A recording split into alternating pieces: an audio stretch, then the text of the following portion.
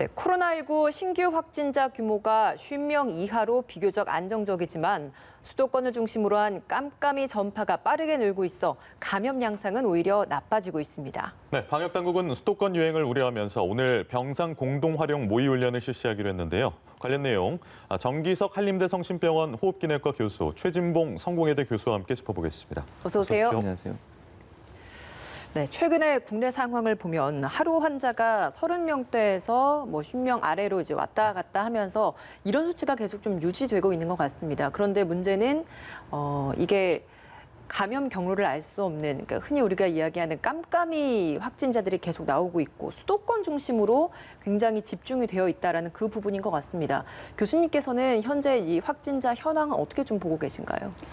예, 이게 50명 미만이긴 하지만 이 인구가 제일 밀집되어 있는 수도권에서 됐다는 게 상당히 좀 찜찜하고요. 그다음에 좀 심각할 수도 있다, 심상치 않다 이렇게 보고 있습니다. 네. 지금 수도권은 뭐 아시다시피 너무나 많은 인구들이 서로 밀집돼서 살아가기 때문에 그야말로 수도권이에요. 예. 서울도 아니고 인천도 아니고 경기도 다 모여 살아서 그러나 이제 우리가 정말 다시 한번 기본으로 돌아가서 잘 지켜준다면은 아마도 이 상태에서 유진할 수 있지 않을까. 예, 더 낮은 상태에서 유진할 수 있지 않을까 그렇게 보고 있습니다. 네. 예.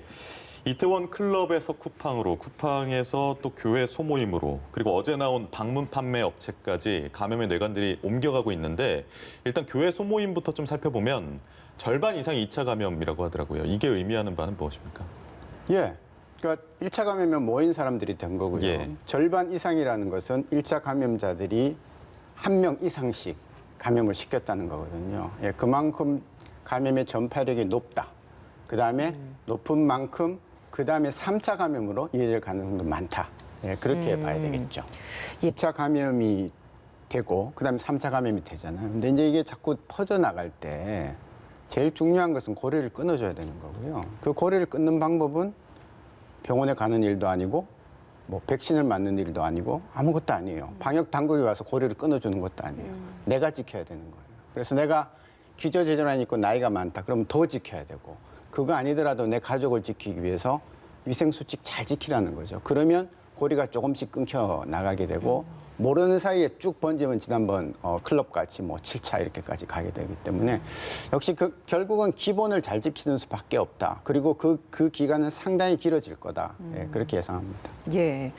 수도권에서 이렇게 집중적으로 발생하고 있다 보니까 방역당국이 오늘 수도권 병상 공동활용 모의훈련 이걸 실시한다고 하더라고요. 예, 그렇습니다. 말씀하신 것처럼 이제 만약에 수도권에서 100명 이상의 대규모 발생이 일어났을 경우에 병원들이 이걸 감당할 수 있겠냐 하는 문제, 이걸 실험해 보는 거죠, 실제로. 왜냐하면 기존에 이미 입원해 있는 환자들이 있는 상황이고요. 또 외래 환자는 계속 와야 되는 상황이잖아요. 네. 그런 상황에서 감염이 됐거나 아니면 치료를 받아야 되는 사람들이 만약에 병원에 몰렸을 때 수도권에서 이걸 어떻게 운영할 거냐 하는 부분에 대한 연습을 하는 겁니다. 한마디로 말씀드리면. 그래서 하루 환자가 100명 이상이 나와서 치료 병상과 인력이 부족한 상황과 환자 분류가 지연되는 상황을 가정을 해서 이 상황에서 어떻게 대처할 수 있을지 하는 부분들을 실제 시뮬레이션처럼 실행해 보는 거. 우리가 이게 훈련이라고 해서 부르는 거 아니겠습니까? 네. 예. 이번 훈련에 서울, 경기, 인천 지자체도 참여하고요. 그다음에 국립중앙의료원하고 소방청까지 함께 참여를 해서 예. 어떤 루트를 통해서 어떻게 사람들을 이송하고 또 관리하고 하는 부분들을 확인해보는 그런 이제 훈련이라고 볼 수 있겠죠. 그래서 예. 만약의 상황을 가정해놓고 그 상황에 맞는 대응 체계를 만들기 위한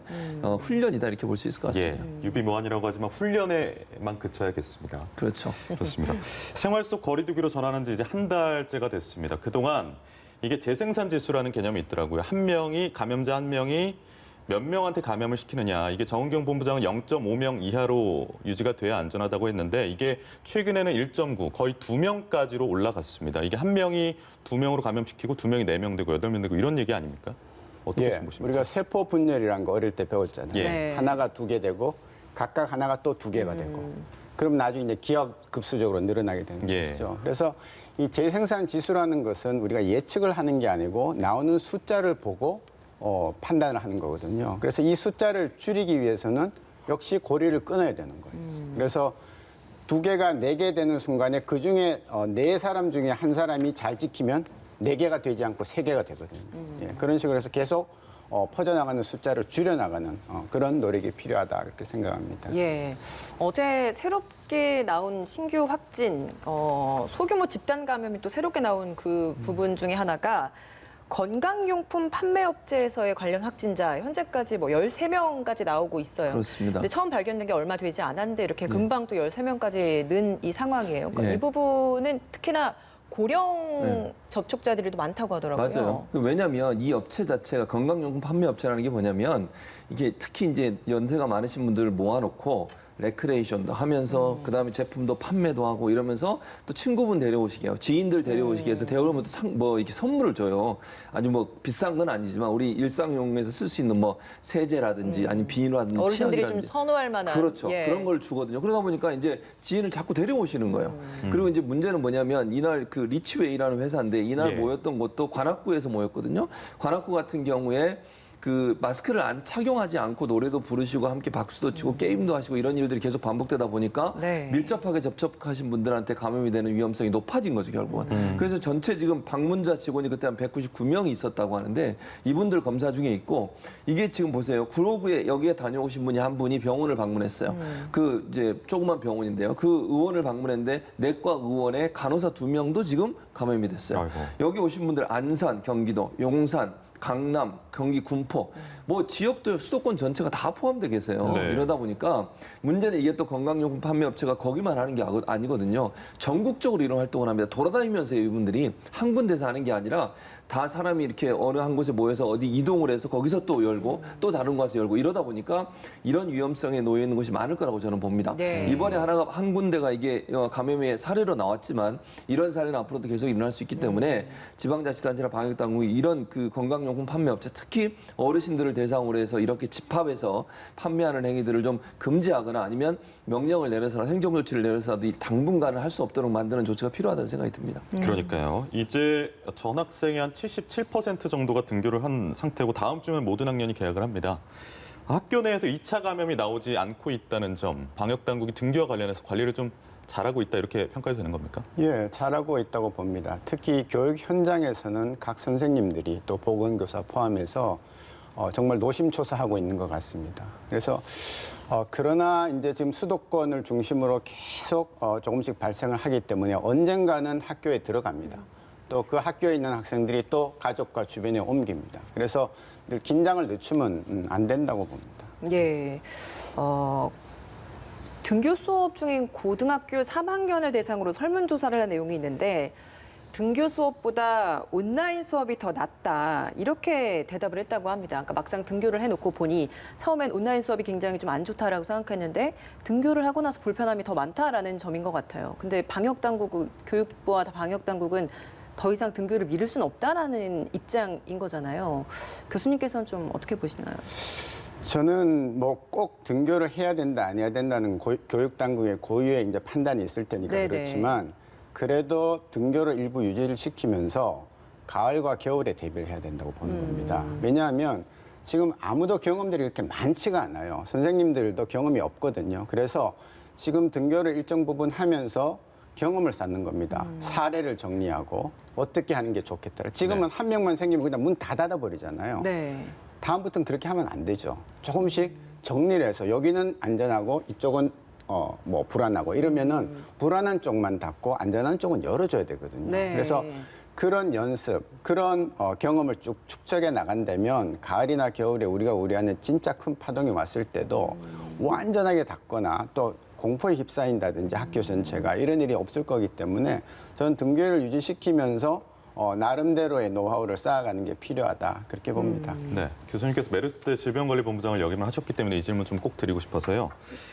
질본이 질병관리청으로 승격이 되는 부분, 승격이긴 한데 도리어 뭐 전문성을 해친다 이런 지적이 나옵니다. 이에 대해서 어떻게 보십니까? 네, 청으로 올라가는 건 굉장히 반가운 일이고요. 진작에 했었어야 되는 건데 이제 이 사실은 이게 대선 공약에 들어있던 거였거든요. 예. 질병관리본부의 독립성 확보라는 게 이제 잘 됐습니다. 근데 이제 내용을 살펴보면 제일 크게 걸리는 게 몇 가지가 있는데요. 하나는 국립보건연구원이 보건복지부로 다시 돌아갑니다. 네. 그러니까요. 이 부분은 굉장히 심각한데요. 국립보건연구원은 질병관리본부의 모태입니다.